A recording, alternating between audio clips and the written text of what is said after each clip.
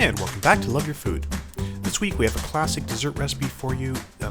Really super easy, as much as it's served at fancy places, but you'll be surprised how amazingly easy it is to make your own creme brulee at home. We're actually going to be doing sort of a smaller version of this, so if you don't want to make a huge batch of it, here's what you want to do with your ingredients. So we're going to start with some eggs. We're going to be using some vanilla. Now you can use extract or you can use vanilla beans. We're going to use a small chunk of vanilla bean, some plain white granulated sugar, and some heavy cream or whipping cream. So this is going to be a rather small batch. Instead of making a huge amount, we're just making 3 servings of this. So we've cut the recipe down quite a lot, and the amounts are going to be in the description below. So the first thing we're going to do is scald the cream. Now we're just going to heat it up. We're putting it in a double boiler here in a very small pan, because again we're using a very small amount, with that little section of vanilla bean. And you can already see some of the vanilla pips coming out of the bean, which is great. That's amazing. It's going to spread that vanilla flavor all the way through that cream. And you want to stir it occasionally. You don't need to be right on top of it, especially if you're using your double boiler, because it'll keep your cream from burning, although it can still stick, so you do want to come back to it every once in a while and give it a stir.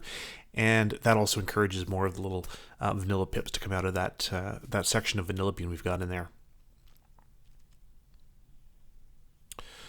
So while that's getting hot, we're going to prepare our egg yolks. So we're going to separate our eggs.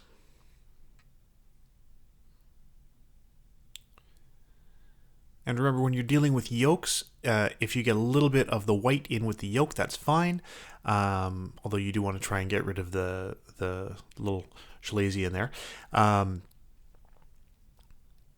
If you get a little bit of white in yolks, it's fine. If it's the other way around, if you're doing egg whites, you can't get any yolk in there. Any fat will cause it to deflate. So we're going to take our egg yolks, most of the granulated sugar, and just a tiny little sprinkle of salt.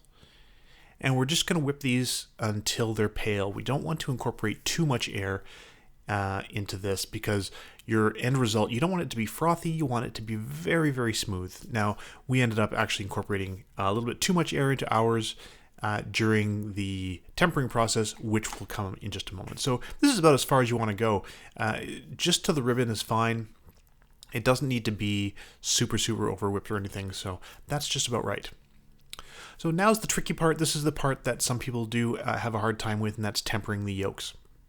The trick is you want to make sure you are drizzling the hot cream in as slowly as possible. You want to get just all of those yolks up to temperature very, very slowly with that hot cream mixture. If you go too fast, you will end up with just scrambled eggs. But if you go nice and slow like this, and you really keep it moving and mix it, you will end up with this beautiful, well-combined mixture of cream and egg yolks, and that's what's going to set into your creme brulee. And you can also see some of those little vanilla pips in there. That is amazing. So this is where I said we did incorporate a little too much air. It did end up a little bit frothy, but that's fine. When we finish everything off, once it's all baked and has set in the fridge, it'll be fine. We're going to cover that with a little bit of sugar at the end and give it a little torch so that we can get that beautiful crispy sugar top. So we're going to divide this into ramekins. So the amount we made basically fit exactly 3 ramekins. So this is 3 servings of creme brulee. Now, there are a couple of other ramekins in there. That was actually a separate project that we tried that didn't succeed. But we were baking them at the same time. So we are going to be baking these in a water bath, a bain-marie. And you do want to put your pan in the oven first. Put it on the rack, because it's far easier to pour the hot water into the pan than it is to move a pan full of hot water. So we boiled some water, because you don't want to lose a lot of time letting the water come up to temperature around the thing you're trying to cook. So we put in boiling water so that it's already going to be at temperature. That's going to go in the oven. And the way you test to see if your creme brulee is done, you want to have a little bit of jiggles still in the middle, but it should be all the way set. You don't want it to be sloshy at all. So you can see here it's still a little bit loose in the middle. It's got that jiggle, but it's not quite set enough. So we're going to put that back in. And then we're going to try again. So here it's coming out again.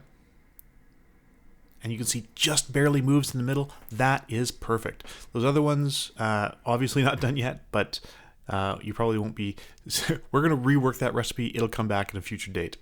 And that's it. They're baked already. So we're going to take those out. They are ready to go. And we're just going to put them on a rack and let them cool for a little while. Once they're a little closer to room temperature, we're going to wrap those in plastic wrap, and we want these to go in the fridge for at least a few hours. So 3 or 4 hours is fine. Overnight is great. You do want to wrap them up so they don't pick up any other sort of flavors from inside your fridge or anything. So we're going to just pop those into the fridge all wrapped up. Give them a good solid wrapping. And then when you take it out, they do go down just a little bit. So we're just going to pull some of that extra custard off the side, because we don't want that to burn when we use our torch.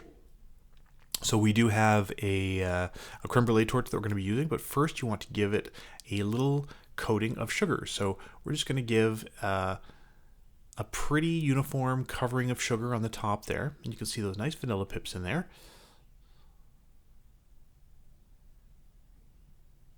And you do want to kind of make sure you get into the corners as well, all the way to the edge.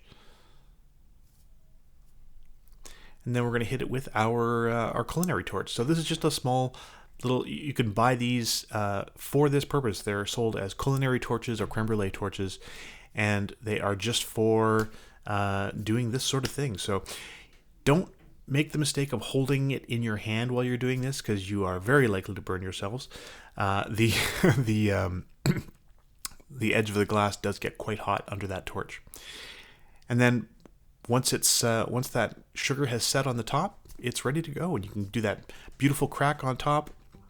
You can also do the sugar under the broiler. If you have a good hot broiler in your oven, you can put the sugar on and put it under the broiler, and that will also work. It's a little trickier to do it that way, and the torch is a lot easier, but that's it. That's the whole thing. Super easy to do, absolutely delicious, classic dessert. We hope that you'll try this. It's way easier than you think. So if you like this recipe, please do like and subscribe. And if you have any recipes you'd like to see Chef Caleb try on the channel, please let us know in the comments below. And remember to love your food.